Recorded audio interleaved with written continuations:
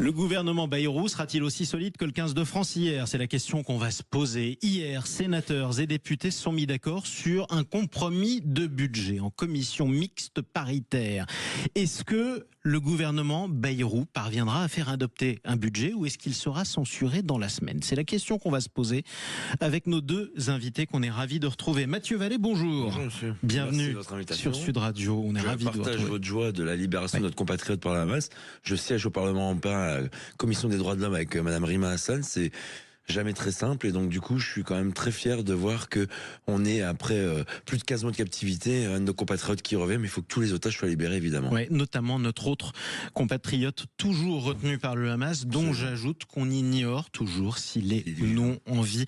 Et ça c'est un cauchemar pour les familles de tous les otages. Sylvain Berrios. Bonjour. Bonjour à vous. Vous êtes député apparenté Horizon du Val-de-Marne. Pardon, j'ai même pas présenté Mathieu Vallée qui parlait à l'instant. Vous êtes donc, je le rappelle, porte-parole du Rassemblement national et député européen, Rassemblement national du groupe Patriote pour l'Europe. Sylvain Berrios, député apparenté Horizon du Val-de-Marne, évidemment, même soulagement pour vous, j'imagine.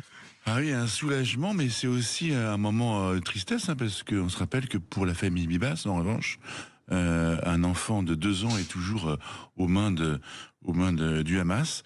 Et comme le rappelait Mathieu Vallée à l'instant, quand on voit qu'à l'Assemblée, au Parlement européen, certains défendent encore les positions du Hamas, ça questionne sur un certain nombre de positionnements politiques en France. Bon, alors je reviens sur ce que vous venez de dire parce que c'est important. 2 otages ont été libérés ce matin. Ofer Calderon, franco-israélien donc, et un autre, Yarden Bibas. Ce nom, vous l'avez déjà entendu. C'est le père notamment de ce petit bout de chou, un bébé roux qui sourit. 9 mois. Kfir Bibas qui a été enlevé quand il avait 9 mois. Il est toujours retenu par le Hamas. On ignore s'il est en vie. C'est pas seulement lui d'ailleurs dont on ignore le sort. C'est aussi le sort de son autre frère de 4 ans et aussi celui de sa mère. Ouais. Effectivement. Et pour eux, l'inquiétude continue de régner. Parlons maintenant de la politique. Loin de ce débat-là, revenons à des choses plus terre à terre, mais qui intéressent quand même les Français. Est-ce que le gouvernement Bayrou va tenir la semaine? Bon, alors la question, je vais quand même la poser d'abord à Mathieu Vallée, puisque tout dépendra quand même de ce que fera ou ce que ne fera pas votre parti, le Rassemblement national. Écoutez, Marine Le Pen et Jordan Bardella décideront avec le groupe parlementaire lundi. Nous, on n'est pas un groupe où il y a un fonctionnement qui est vertical, c'est un fonctionnement collégial. Et il faut que vous sachiez un chiffre. Pour 1 euro d'économiser, on a 9 euros de nouvel impôt. Voilà, ça c'est le budget de Monsieur Bayrou. Et vous avez entendu Bernard Arnault récemment qui pousse un cri de colère pour tous les chefs d'entreprise. Quand je pense que quand Monsieur Arnault c'est toute la profession qui s'enrhume. Et moi, j'ai rencontré encore jeudi des restaurateurs. Moi, je trouve que par exemple une mesure de bon sens, ça serait de taxer les fast-foods. Ils ont remplacé l'humain par des bornes. Vous voyez bien que quand vous allez au McDo, KFC, Burger King, toutes ces grandes chaînes qui font des records de profit, ils sont remplacés par des bornes, alors que les restaurateurs, les boulangers, les commerces de proximité, eux, sont en train de crever. Donc vous voulez augmenter le prix du Big Mac? Non, mais je veux.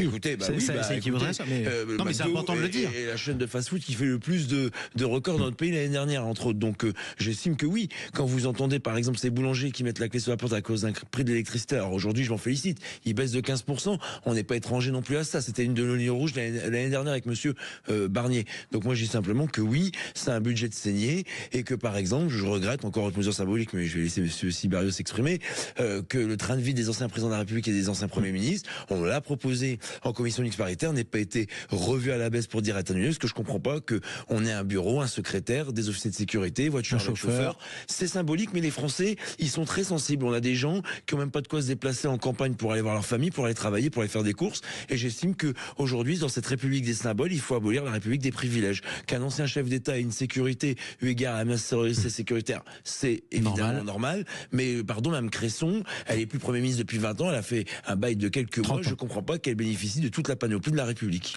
Sylvain Berrios, vous êtes sénateur. C'était les sénateurs qui avaient voté l'abolition des privilèges, on les appelle comme ça, en tout cas des avantages des anciens premiers ministres. Pourquoi ça a été rétabli? Alors d'abord, je ne suis pas sénateur. Pardon. Je suis député. Ça a été rétabli en CMP. Autant pour moi. Non, mais je serai peut-être un jour. Oh, bon, ça a été rétabli en CMP. Vous savez, moi, je pense que la démagogie, on n'en donne jamais assez. Donc, on peut effectivement revoir un certain nombre de sujets. Donc, vous êtes en train de dire que les sénateurs, dont vous ne faites pas partie, je le redis, étaient plutôt démagogues quand ils ont supprimé ces avantages. Oui, c'est des histoires de démagogie, parce que la vérité, aujourd'hui, d'abord, c'est surprenant de voir le Rassemblement national qui, à l'instant, vante le propos de Monsieur Arnaud, qui a simplement dit qu'il y avait trop de taxes en France, et nous expliquer dans la même phrase qu'il allait rajouter une taxe sur les McDo. Bon, après tout, on peut tout imaginer, mais c'est quand même un sujet. La seconde chose, c'est que, est-ce que ce budget est bon? La réponse est non. Mais en fait, il sera bon pour personne, à l'exception de la France, au sens où on va sortir d'une impasse dans laquelle on se trouve. Aujourd'hui, on a besoin d'un budget. Mais si vous me demandez à moi, au groupe Horizon, est-ce qu'on est content de ce budget? On va vous dire non, parce qu'effectivement, il y a pas suffisamment de baisse de dépenses, il y a une fiscalité qui est toujours trop importante, on aimerait qu'on aille plus vite sur la réforme de l'État et la réforme des structures. Ça, on l'a dit et redit. Il y a certaines choses qu'on aimerait voir dans ce budget qui n'y sont pas. Et que vous n'aurez pas. Et qu'on n'aura probablement pas. Mais on a besoin d'un budget. On a besoin d'atterrir. Quitte à augmenter les impôts. Quitte à avoir un budget imparfait. Quitte à augmenter les dépenses. Et on sait, non, mais il faut un budget. Est-ce qu'on va censurer durablement? Honnêtement, aujourd'hui, il y a une décision de dissolution. C'est pas de la faute de Mathieu Vallet, c'est pas de ma faute. C'est la faute du président. C'est un peu de sa faute. Oui, c'est un peu de sa faute. Bah oui. Mais la dissolution, les Français nous ont mis en tête. D'accord, mais c'est le président de la République qui a décidé. C'est ça. On a gagné. Vous avez perdu le scrutin européen, nous l'avons gagné. Les Français nous ont mis en tête. Oui, d'accord, mais je parle de la dissolution. La dissolution, il y a le président de la République qui a choisi de dissoudre. C'est peut-être que c'est la responsabilité du Rassemblement national. Je ne crois pas que ce soit le Rassemblement national qui fait la dissolution. Très bien. Je suis content pour vous. Enfin, toujours est-il que c'est donc pas une situation dont je suis responsable et que nous sommes responsables. Ensuite, il y a un budget qui est une catastrophe et on sait très bien l'impact budgétaire qu'on a. On peut toujours dire que c'est de ma faute, de votre faute. Toujours est-il qu'on a une situation budgétaire qui est catastrophique. Alors on peut se regarder en chien de faïence en se disant en fait on ne fait rien et on attend tranquillement que le président tombe. La vérité c'est que attendre que le président tombe, ça peut prendre des mois et surtout, c'est un pari institutionnel qui est extrêmement dangereux. Aujourd'hui, les Français ont besoin d'un budget. Les entreprises ont besoin d'un budget. Aussi imparfait soit-il. En attendant... Monsieur Berriot, vous savez combien le déficit est prévu pour 2025? C'était normalement 5%, on est à 5,4%. C'est ça qui est dangereux. Oui. Moi, ce que je dis aussi, soyons concrets, sur l'aide médicale d'État, vous savez combien ça nous coûte? 1,1 milliard d'euros. Les camarades qui sont les socialistes et les LR sont en train de nous faire croire que avec des tours de passe-passe budgétaires, il y a 111 millions d'euros qui sont baissés. Mais c'est pas vrai. C'est du mensonge. Ils sont gelés. Ils étaient absolument pas prévus à la base. Donc moi, je dis simplement que quand on n'est plus capable de soigner ses propres compatriotes, on peut pas soigner le monde entier. Ça, les Français ne le comprennent pas. Par exemple aussi pour l'agence du bio, vous me dites les fast-food. Arrêtons-nous l'agence sur l'AME. Arrêtons-nous l'agence sur l'agence médicale d'État. Je vais préciser deux choses. Sur l'agence médicale d'État, c'est intéressant. Mathieu Vallet d'abord. Vous êtes Mathieu Vallet d'abord. Mathieu Vallet d'abord. Pour la suppression de l'agence bio qui ne sert à rien, que personne ne veut, et en plus, vos camarades LR et de la majorité et des socialistes ont rajouté 3 milliards pour les métropoles, les régions et les départements, mais rien pour les villes et les petites communes. On peut aller dans le concret. En fait, vous n'avez pas dû. Donc du coup, vous n'avez pas dû voir les propositions d'Horizon. Vous n'avez pas dû voir. Vous n'avez pas dit assez fort. Peut-être vous êtes allé fort. C'est parce que vous n'êtes pas à l'Assemblée nationale et que vous n'êtes pas en situation. Soyons pas désagréables. Mais revenons un instant sur l'AME. Qui m'en a parlé. Donc Monsieur Tanguy a dû vous le dire parce qu'il a été attentif à ce que j'ai dit et précisément à ça. Donc vous auriez dû être attentif. En revanche, sur Sylvain Berriot, moi j'ai eu le courage de le faire et moi j'étais maire et je l'ai fait. On en parlera quand même. On va pas faire un concours d'égo. Je vous propose de revenir sur les sujets sur l'AME, c'est intéressant. L'aide médicale d'État, c'est intéressant parce que la question de l'aide médicale d'État, c'est qu'elle doit servir à soigner et rien qu'à soigner, à rien d'autre. Elle vient d'être gelée. Mais pour autant, est-ce qu'on va laisser mourir des ressortissants dans la rue parce qu'ils sont C'est un débat qu'on a déjà eu. Arrêtons-nous maintenant sur une chose quand même, malgré tout. Mais même c'est un débat qu'on a déjà eu, c'est un débat qui revient. Arrêtons-nous maintenant sur ce qui a été décidé hier parce que c'est important. Le Sénat avait décidé de baisser les dépenses de l'aide médicale d'État. Hier, le PS s'y est opposé. En revanche, les dépenses de l'aide médicale d'État ont été gelées. Ce qui signifie très concrètement, quand vous avez une forte inflation, qu'il y aura moins d'argent pour l'aide médicale d'État l'an prochain. Donc on a quand même eu un compromis. Mais c'est pas vrai, vous dites des bêtises, c'est 111 millions d'euros qui n'étaient pas prévus du tout à ce budget, et on baisse absolument pas ce budget, on est toujours à 1,1 milliard. Je dis simplement qu'on va pas laisser crever les gens dehors.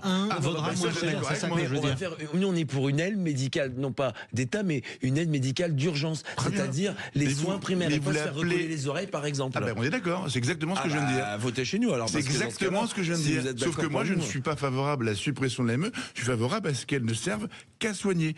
Et le débat, c'est pas le montant de l'AME. Le débat, c'est qu'est-ce qu'il y a dans l'AME. Et là, pour l'instant, vous n'avez pas de réponse de l'aide dans l'AME, on tient de servir qu'à soigner. Si vous réduisez la palette de soins, vous réduisez le montant, de facto. On peut prendre d'autres mesures. Non, si vous voulez réduire le montant, il faut travailler sur l'immigration. Revenons maintenant sur la suite. Revenons maintenant sur la suite des choses. Est-ce que vous allez appeler vos camarades à voter une censure du gouvernement Bayrou compte tenu de ce budget? Je vais vous décevoir ce matin, vous n'aurez pas de scoop. On verra ça lundi en réunion de groupe avec Marine Le Pen. Ce qui veut dire que vous hésitez encore. Non mais on réfléchit et on partage collégialement les décisions de notre parti. On n'est pas bolchevique. Hésiter n'est pas un gros mot. Vous avez le droit d'hésiter. Je vous explique qu'on n'est pas bolchevique et qu'on n'est pas communiste. Donc oui, on réfléchit et on décide ensemble. Oui, vous déciderez ensemble si oui ou non le pouce sera levé ou le pouce sera baissé. Oui, enfin vous savez, on voit pas la politique comme un jeu, comme au cirque de Rome. On est simplement. Il y a beaucoup de Français qui le voient comme un cirque en ce moment. Quand même, pardonnez-moi. Pas notre parti en tout cas. Quand je vois que Mme Le Pen et M. Bardella sont les personnalités politiques préférées des Français, je pense qu'on a montré notre sérieux. Et sur nos lignes rouges, sur le déremboursement des médicaments, sur, par exemple, la baisse des charges pour les entreprises, M. Berriot en parlait à l'instant, ou encore sur toutes ces mesures que nous avions évoquées, on n'a pas changé d'un iota. C'est pour ça que M. Barnier est tombé, parce qu'il n'a pas respecté nos lignes rouges qu'on a fixées dès le mois de septembre 2024. Donc je siège peut-être pas à l'Assemblée nationale, mais je suis quand même les dossiers, et donc je dis simplement... C'est pour ça que vous êtes invité, d'ailleurs. Merci, c'est gentil, je vous en remercie. Mais moi je vais partout, on m'invite d'ailleurs, mais je dis simplement que oui, nous allons réfléchir lundi ensemble, et la décision sera prise dans le courant de la journée de lundi, parce que c'est des moments importants. Nous, on s'amuse pas avec des motions de censure. On dit simplement, soit vous pensez à l'intérêt des Français, soit, effectivement, si ça respecte pas nos lignes rouges, il y a un risque de censure. Et nous, on vote les propositions de loi qui viennent, par exemple, de Horizon, des autres partis. Je regrette que ça ne soit pas la réciprocité qui soit vraie. Et ce budget qui divise profondément vos collègues députés, Sylvain Berrios, qu'est-ce que vous dites aux socialistes qui s'apprêtent à fronder, à voter malgré tout la censure ? Encore une fois, il nous faut un budget. Alors après, ce budget sera imparfait. Chacun peut mettre signe rouge, mais ce budget ne sera pas le budget d'un programme qui sera Rassemblement National, ce ne sera pas le budget du programme du NFP, ce sera un budget de la France, aussi imparfait soit-il, mais au fond, il sera peut-être aussi imparfait que le représentation nationale telle qu'elle est aujourd'hui. Mais c'est un fait, c'est comme ça. Le plus petit dénominateur commun pour mettre d'accord une majorité relative de députés dans une assemblée, une des assemblées les plus divisées de l'histoire. Merci à tous les deux d'être intervenus ce matin sur Sud Radio. Mathieu Valli, je le rappelle, vous êtes le porte-parole du Rassemblement National et député européen. Sylvain Berriot, je le rappelle, vous êtes député à Parenté Horizon. Je ne sais pas pourquoi je vous avais envoyé au Sénat, écoutez. Ça viendra peut-être. Et pourquoi pas, écoutez, bonne chance à vous.